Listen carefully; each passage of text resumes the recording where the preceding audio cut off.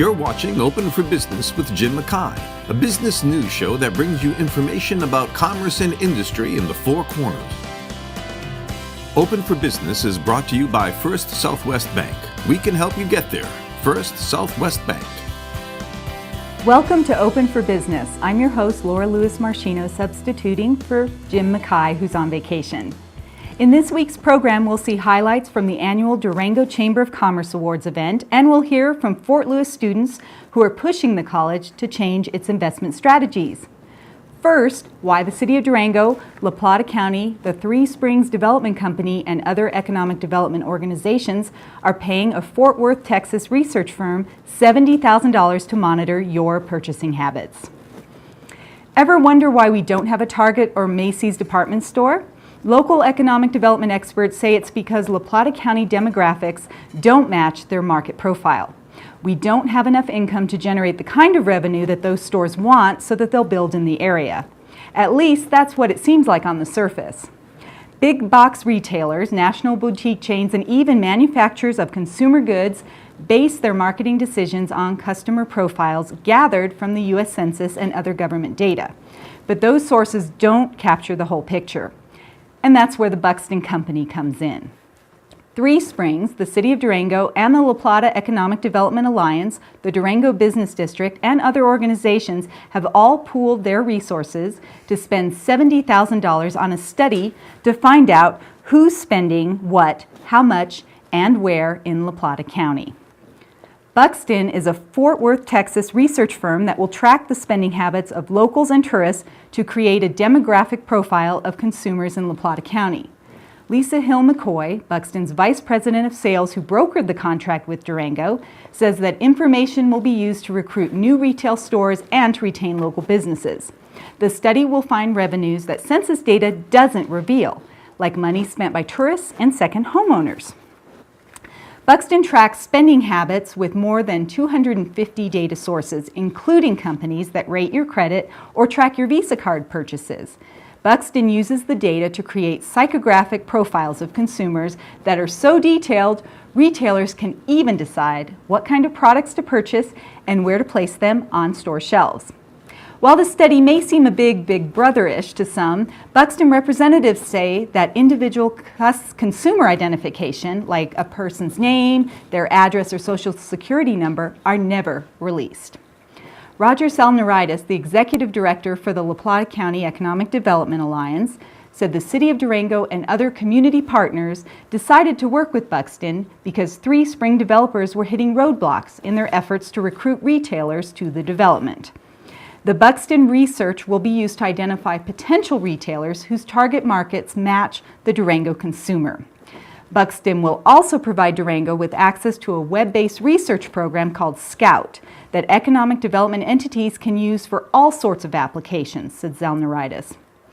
The community can also delve into their data to better understand who's moving here, and the economic developers can more effectively recruit new businesses and residents to the area.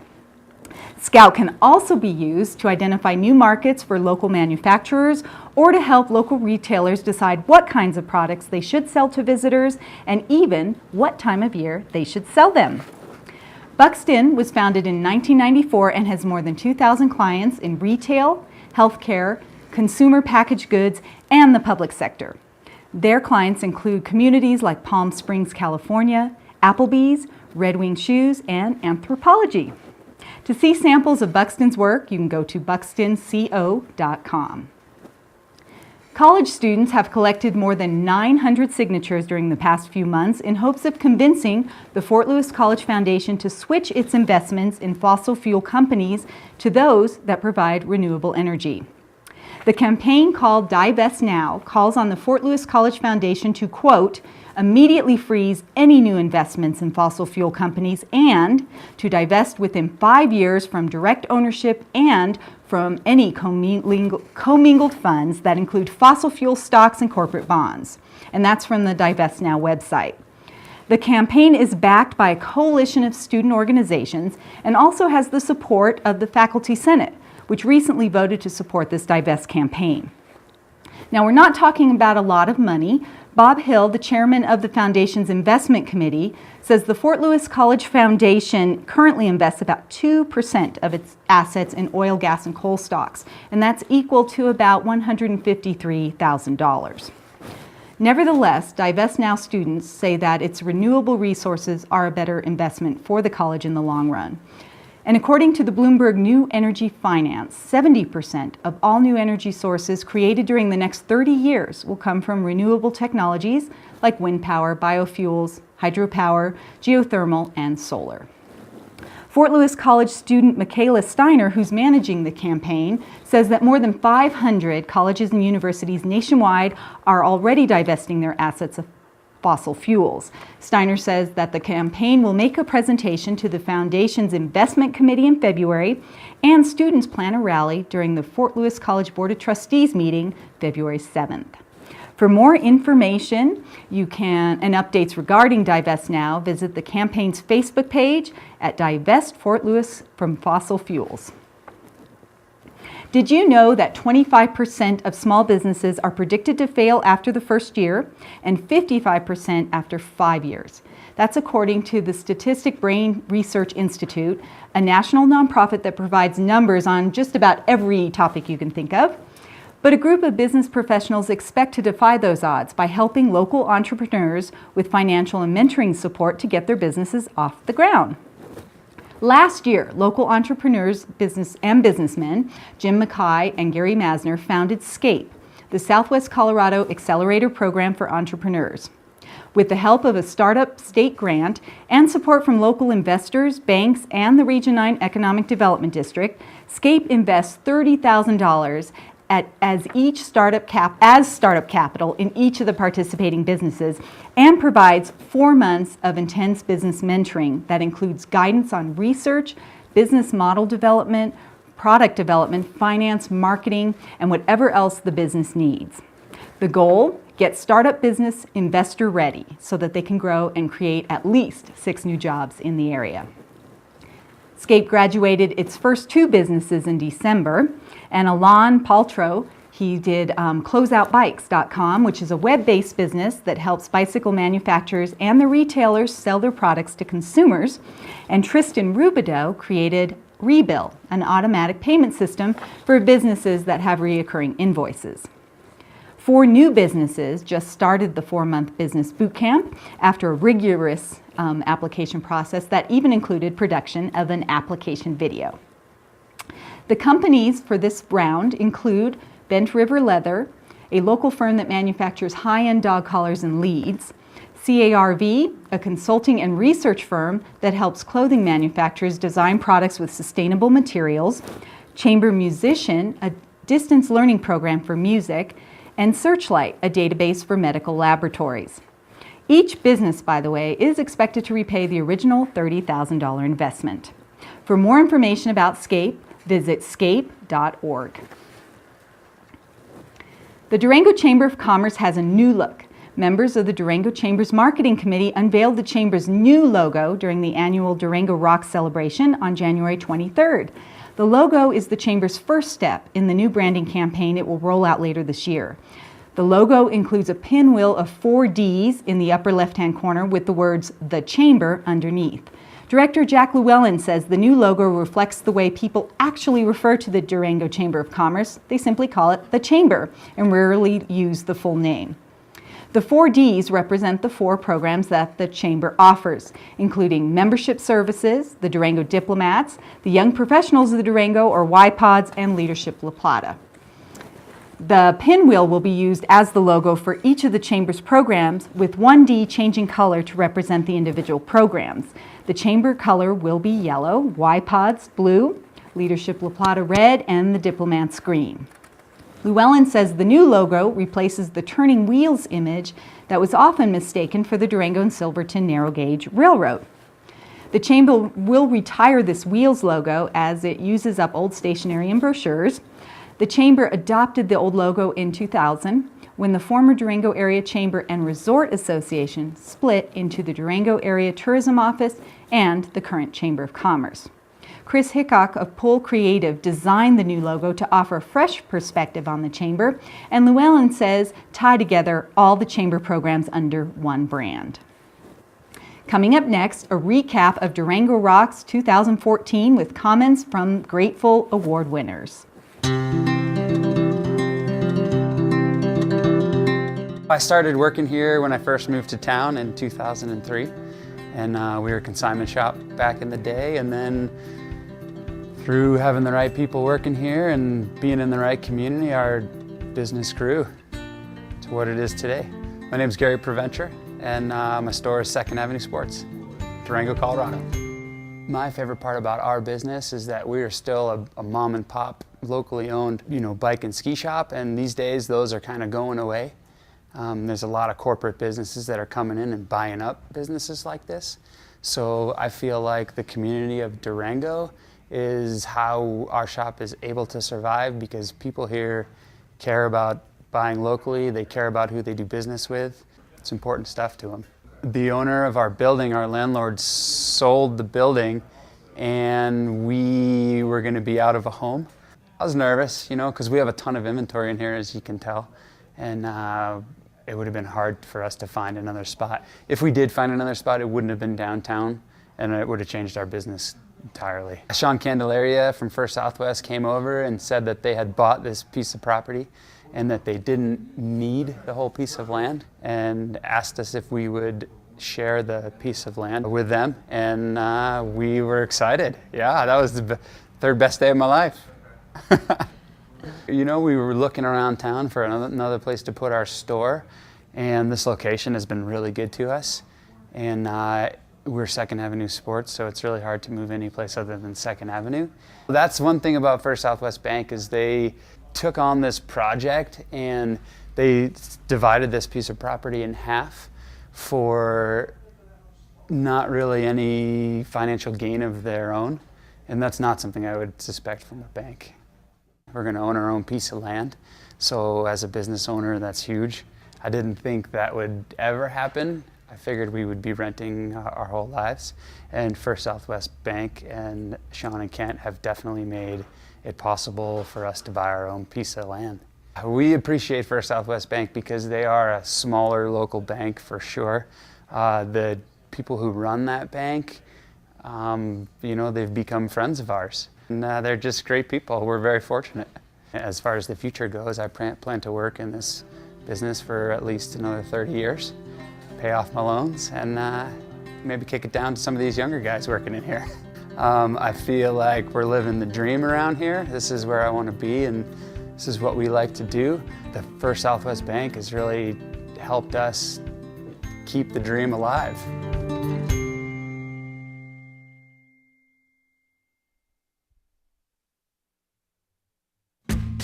Watch more at durangotv.com.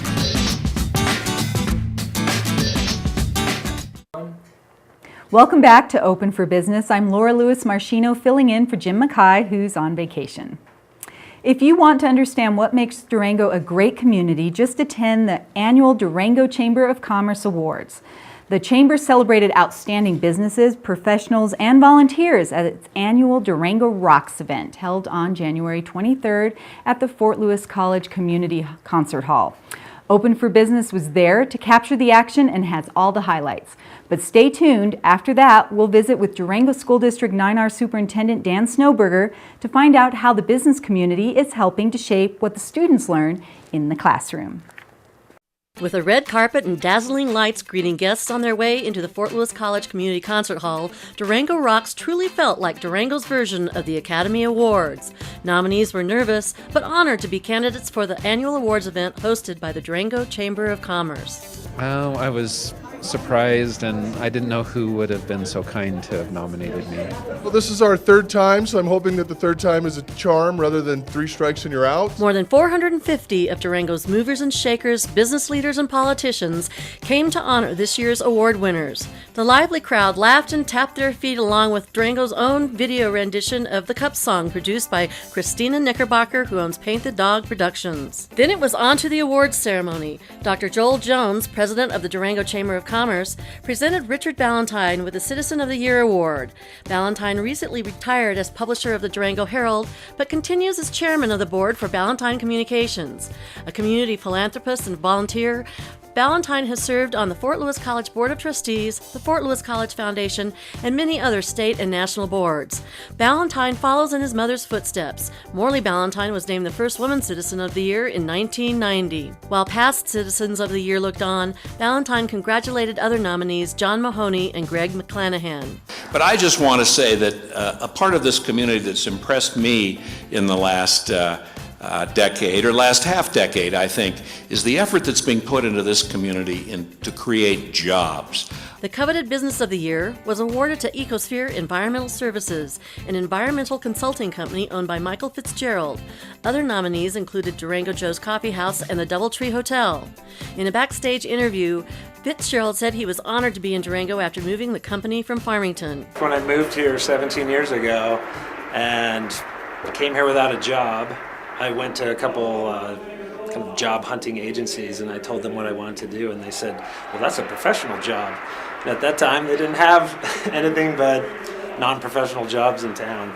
So for me to grow the company to 43 professionals that are able to set their roots in Durango and establish families means the world to me. I have such a great time with this company and doing business in Durango and throughout the region that I'm just over the top tonight.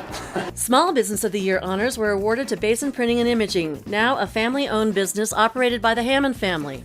Other nominees were Shaw Solar and Allison Ragadale Photography, but Alice and her husband Matt Hoagland didn't leave the ceremony empty-handed.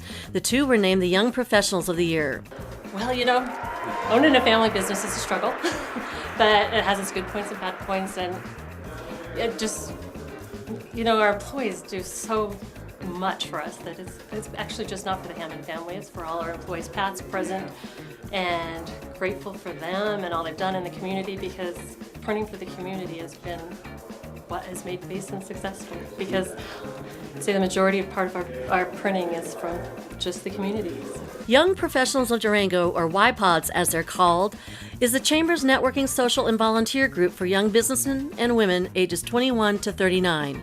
Ragsdale and Hoagland said they were grateful to have the support. I think they just support young professionals in Durango, and sometimes in a world where it feels like it's a lot of adults that have done it for a long time, sometimes you just need a support group to support some young people and tell you that you're doing it the right way. Other young professionals, Eric Sirois and Joe Stork, owners of Rent-A-Man, were honored with the Entrepreneur of the Year Award. The marketing savvy duo supports the Women's Resource Center of Durango by entering a team every year in the Men Who Grill fundraiser in June, and by donating 16 hours of handyman work auctioned at the nonprofit's annual Girls Night Out event in August. It's all about supporting the community that supports them, they said. We have fun with it. We go all out. We go big. Go big or go home. We make everything as big as we can. It might be ridiculous and we might offend a couple of people every once in a while, but that's okay with us because we get things done. Durango's beer industry won its share of awards, with Ska Brewing winning the Spirit of Durango Award and Chris Euler of Steamworks receiving the Barbara Conrad Award from Leadership La Plata. Leadership La Plata is the Chamber's leadership training program that introduces potential leaders to the inner workings of the Durango community. Also honoring outstanding leadership in the community is the Morley Ballantine Award. This award honors women in the community who make significant contributions to business and community development and who mentor and support other women leaders. The winner is kept a secret until announced at Durango Rocks, and this year's recipient, Carrie Siggins, Chief Executive Officer of Stone Age Waterjet Tools, said she was truly surprised by the honor. I had no idea that I was even a possibility for this award. In fact, my husband told me the day before yesterday that I was supposed to be coming to this, and he thought it was because his company was nominated for something. So I obviously have not been paying very much attention to what's going on around me because I had no idea. Diplomat of the Year award winner was Bev Thieberg. The Diplomats are just that. They're a group of volunteers who welcome new chamber members and businesses into the community. They serve as hosts at various chamber events, and they provide hospitality whenever called. And finally, the nonprofit community has its honors too. This year's recipient of the Bill Mishaw Volunteer of the Year Award was Terry Swan, who has been largely credited with pulling the Durango's Art Center from the brink of disaster. Swan, a retired Air Force colonel, wasn't on hand to accept his award. Rather, his wife, Dinah Swan, accepted it in his honor. I think he'll be real thrilled with this. You know, I remember teaching school, and if I would get good evaluation, that motivated me. So I think these awards do maybe help you, go on, do more, do better. Nonprofit of the Year honors were awarded to the Boys and Girls Club of La Plata County, much to the delight of the board and staff. It was the third year that the club had been nominated, and the wait was worth it. Just to be nominated is always special, and to finally not be the bridesmaid, I got to admit, is a pretty special feeling. And obviously, it truly does take a village to raise a child, and that's why we represent the way we do. So, couldn't do it without the board, the volunteers, obviously the staff members, and kids. We're kids. Wouldn't exist. So I just can't say how proud I am of being a part of this organization, part of this community, and great futures truly do start here, and we'll continue to work hard. Durango Rocks truly was a celebration of Durango and the people who make it rock. Thank you. Thank you, Durango. Whether you make your plans over a barbed wire fence or over wireless internet, if you're coming from the stockyard or the stock exchange, Durango is right at home at the Diamond Bell, timeless and timely. I hope you enjoyed those highlights celebrating what Durango has to offer. We now have in our studio Superintendent Dan Snowberger with the Durango School District 9R, who's here to tell us how the business community is helping to shape what students learn in the classroom. Thank you so much for being with us today. Thank you. My pleasure to be here. One thing we wanted to learn about today was the new graduation requirements that the school district's been working with.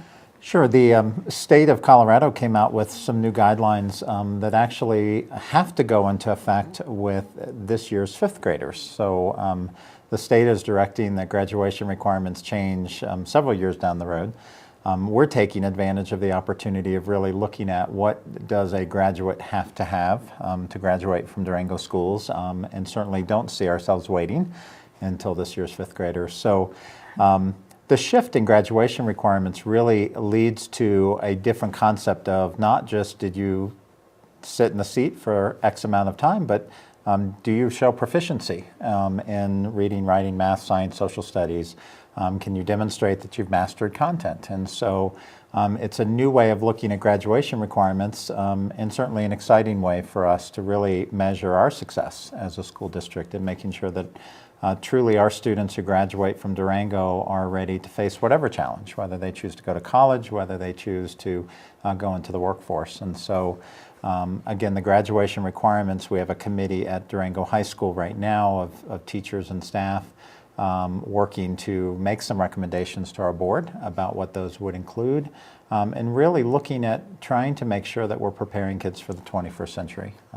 Seems odd after 14 years of being in the 21st century, we're still talking about that, but really wanting to make sure that our students are prepared for jobs right now that we can only imagine. And so, again, exciting conversations.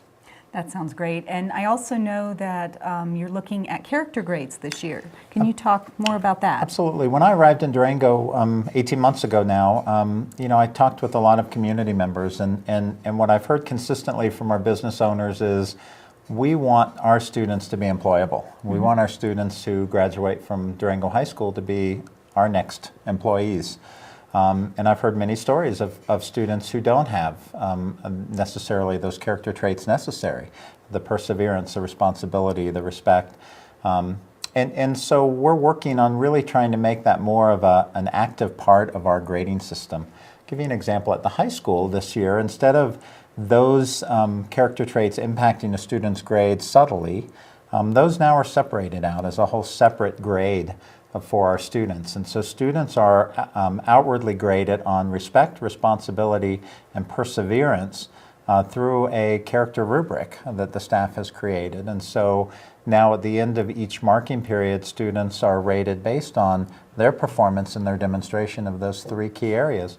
I think every business leader would agree we want students who are going to persevere through challenges, students who are going to be responsible, show up to work on time, and students who are obviously respectful. And so that's the work that's underway at Durango High School. Our board has 3 results policies. One of them is around academics, obviously. Another is around character traits and career and life skills. And so our board really sees that whole child being educated in Durango, not just can they read, write, and do math, but can they also be successful contributing members of our society. And so our board has charged all of our schools with how do we really purposefully teach students about those important character traits. And how is that going so far? How's the transition been? Feedback from parents, teachers? I know you're trying to learn as you go. Absolutely, and it's a major change because again, students who weren't responsible and turned in their work on time used to be penalized in different ways. Now it's an outright grade that's added in as a portion of a student's letter grade.